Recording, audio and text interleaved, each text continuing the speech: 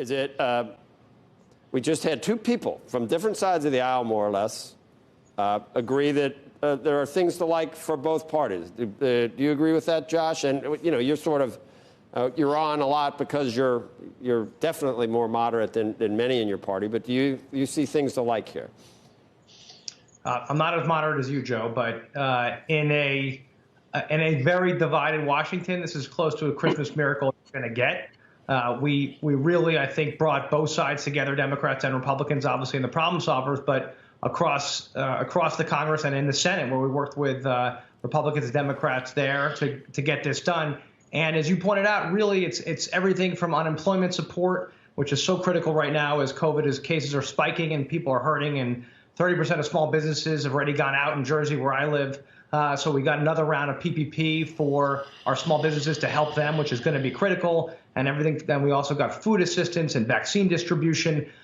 So important right now. People are on food lines for the very first time and are unable to pay their rent. So we got the rental assistance, and it's really, I think, is something to help everybody get through the height of the pandemic here and get us into the next administration and into the next Congress. Congressman Fitzpatrick. Yes, sir. You know, to echo what Josh said, I mean, it is, we had a press conference yesterday about this. It is utterly ridiculous how difficult it is to get things done in this town. It does not function like any normal aspect of our lives work, our personal relationships, our families, our businesses. And that's what our caucus is about breaking the gridlock, about bringing some reason and common sense and pragmatism and consensus building to Congress. And I'm so proud to be partnering with Josh on the caucus and all of our members. We're at 50 members now, 25 Democrats, 25 Republicans. We're trying to expand and grow that as always. And I can say unequivocally that this deal would not have come together without our caucus. There's no question about it. It should have been done months ago. It was not done months ago for all the wrong reasons, for politics, which is unfortunate, but that's what we're trying to break, is the gridlock and the partisan divide, and trying to be that bridge. And this is not a perfect bill by any stretch, believe me. If Josh and I had written this bill and put our own bill on the floor, it would not have looked like this. But we follow the motto that we'd rather get 80% of something than 100% of nothing. And Josh is hearing the same thing back home, I'm sure, that I'm hearing. People are in very, very tough circumstances, not only from a health standpoint, but from an economic standpoint. This expands and continues the PPP for employers and employees.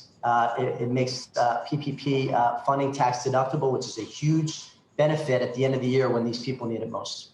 Do you think it'll be easier to be, Josh, part of something called Problem Solvers a year from now? Will you be working with Brian on infrastructure? Do you think we should raise taxes or not right away, Josh? Would you be okay if Republicans said, let's hold off until we're out of this mess and the economy is in better shape? Would that be okay with you?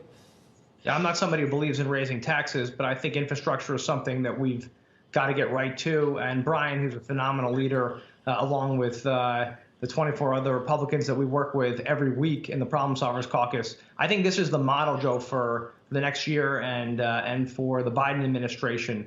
And the president-elect has made that clear that we've got to work together, not just in the House, but with the Senate. When enough of the partisan gridlock and the screaming and the yelling, it's time to get things done for the country. And the only way you're going to get them done is by doing what people do in their lives every day. They sit down, they talk to each other, they build trust with one another. And, you know, we've got to end this model that's going on now where nothing gets done and it's just a bunch of partisan divide. You know, and I really believe this particular piece of legislation, which is so critical and so necessary as an emergency short-term relief package, is a model for how we're going to govern in the next administration in the new year.